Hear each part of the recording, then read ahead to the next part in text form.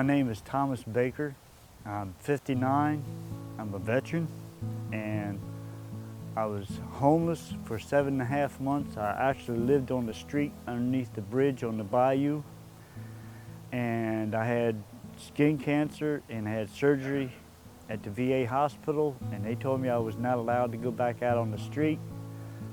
Out of all the places in Houston that took in veterans, you had to have an income to get into any of them except for this place, A New Life. And this is a God's blessing. And they took me in about 5 months ago. And they have really helped me. I'm not an alcoholic, I don't use drugs, and this place is just terrific. We take in veterans, it's recovery programs are here. And Mr. Lewis has been doing it for 19 years, and he's just a blessing for all the veterans that has been coming through here. I'm Sam Lewis. I'm Executive Director of A New Light. We are a transitional living facility primarily for mildly disabled vets in recovery. They also have been through bad marriages, bad wrecks, bad jobs. They have physical disabilities, a lot of them. They have emotional disabilities, a lot of them. The vast majority have psychological problems of one type or another. No place should a veteran ever have to sleep under a bridge. No place should a veteran ever have to stand outside a soup kitchen and beg for a meal. It's not right. Because the house we're in now was built in 1930. And this old house, this old house has seen its share. It really has. But anybody that knows anything about electricity knows what old knob and tube wiring is. That's what this house was wired with. That's what caused our fire. And we're veterans. We do it ourselves. We don't go out and ask people to come help us. We don't have time. We're busy trying to fix our house. So for 3 years, all of our veterans worked trying to bring our house back up after that fire. And we did a presentation for the great United States Coast Guard Air Station at Ellington Air Force Base in Houston in 2007. And less than a month later, we were inundated by Coast Guard personnel, and they and our residents and our volunteers and the donations have done amazing things in this house. You may get to see some of those in a little bit.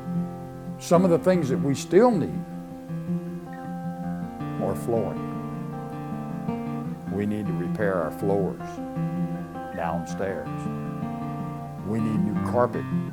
This poor carpet, we've been walking on it for 15 years. We've beat it to death. And now it's tripping us and trying to break our legs.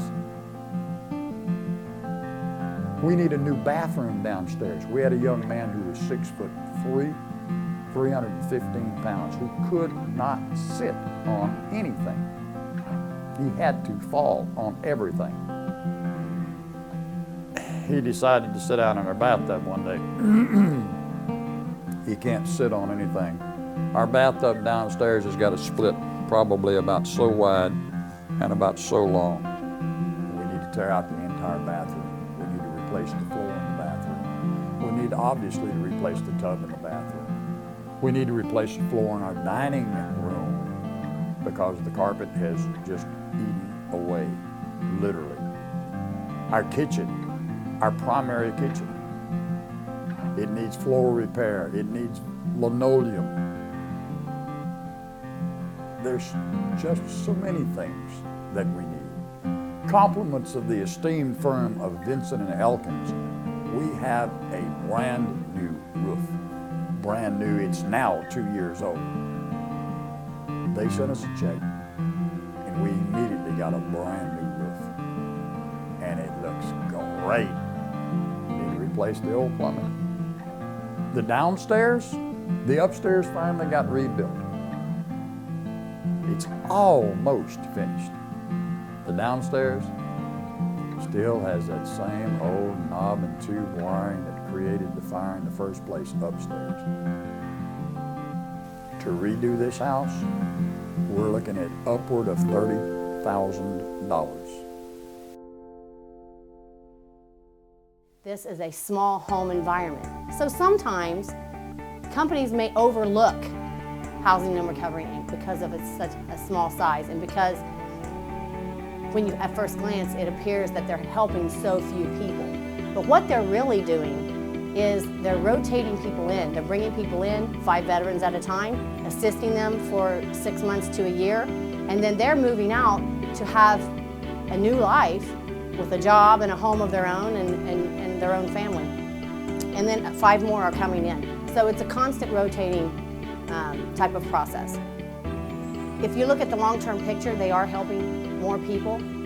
And the fact that this is not an institution, it's not a hospital, the people that come here are treated like humans. They have individual attention, individual counseling, and again, they can bring back a sense of the pride that they once had that they lost somewhere down the road.